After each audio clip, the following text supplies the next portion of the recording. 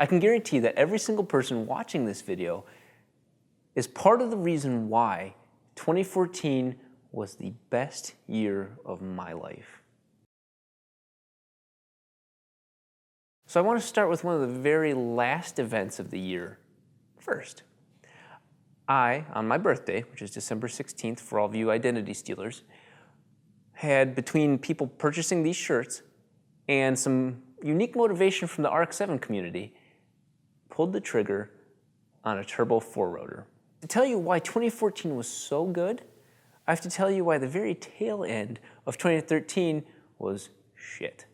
I had a wonderful girlfriend at the time. She and I broke up. So just like every other guy, life was over as I knew it. I wanted nothing to do with Michigan, and so I hauled ass out to Pittsburgh. I got to meet the guys from Dr. M3's YouTube channel for the very first time. 2 weeks into 2014, Dr. M3 invited me out to see his green Aventador for the very first time. It was before it was unveiled. And we went out to Chicago to go see it. His M5 hit a pothole and they busted 2 tires, and that was just the beginning of how weird and fun this year was going to be. I began working on a photo gallery app that I'm too terrified to release. What would this year be without a fight with Tyrese? A little flustered to share this, but I actually got in the best shape of my life. I bought my favorite old car that I've wanted to restore, a suicide door 1967 Lincoln Continental. Alan Wong and I went on a little road trip with Lamborghinis at home in my little CTS up to Harvard and had the opportunity to speak on campus. I went on a scary-ass, self-guided tour of the prison where they filmed Shawshank Redemption. My creepier sounding things, I met Super Speeders Rob at a rest stop on his way back from purchasing his NSX. My dear friend Tavarish, unless you go by Tavarish, be more fancy, interviewed me on Jalopnik. I hit 100,000 subscribers, where that's not really my accomplishment, that's more of your guys' accomplishment, but I get the plaque for it. And I'll be honest, that's one of the coolest things I've ever gotten. I fell in love with the Ford Raptor, hands down favorite truck. We called ourselves Team Donut, but the 3 of us, Danny, Vlad, and I, went across country in one of the greatest trips of my life. My mind started playing tricks on me in Moab, Utah, where I almost died from taking a dirt bike, which I'm underqualified to drive, and exploring the Colorado River canyons. To see the Antelope Canyons, and I took almost the exact same picture as one that sold for several $1 million. So when we finally made it to LA, we had rented a mansion up in Bel Air, which was absolutely breathtaking. Dr. M3 let me drive his Ferrari 458 Italia down Rodeo Drive, which honestly was one of the most GTA Grand Theft Auto moments of my life. I'm not necessarily a big fan of Veyrons, but the Blue Gotti stole my heart. In one of the more badass things I saw this year, HG Motorsports brought out 2 old Mercedes and drove them hard, like a boss.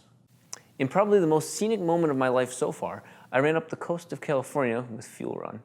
We all participated in Fuel Run, and that's where I saw my first Pagani Huayra. But little did I know that maybe 48 hours, I'd end up meeting Horatio Pagani and his sons. And what would this year be without my dear friend, Chris Sturgeon? Let's just say things got pretty serious between me and the Pagani Huayra and the Pagani Zonda. I just don't know which one I want. I almost won a race against the Hennessy Venom.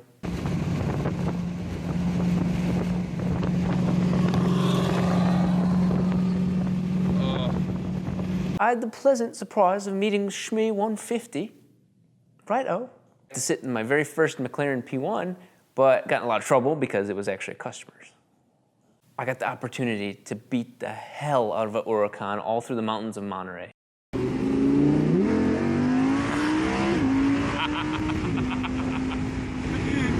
Special thanks to R8 Pro and his wife Revgal, who let me ride in their McLaren 650S, my very first McLaren ever. I participated in about 7/8 of the Motor City Gumball, where my adventures were cut short by a police officer who felt I needed to have the Diablo impounded. I finally got the Diablo back. Spent countless hours expel wrapping it by hand. Got it impounded. Got it a speeding ticket. Got hit and run. We never talk about these again.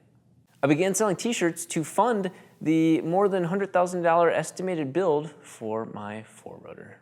I got to hang out with Valentino Balboni at 2 in the morning at an IHOP and listen to him tell very obscure specific stories about Lamborghini back when the Diablo was made.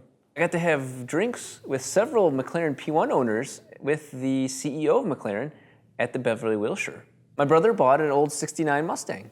To go back out to New York City at Detailing Dynamics and help unveil Dr. M3's Huracan and his i8 at the same time. The opportunity to almost bench press Concubine up in the air. In an act of male dominance, Solomon insisted that I try on his ring.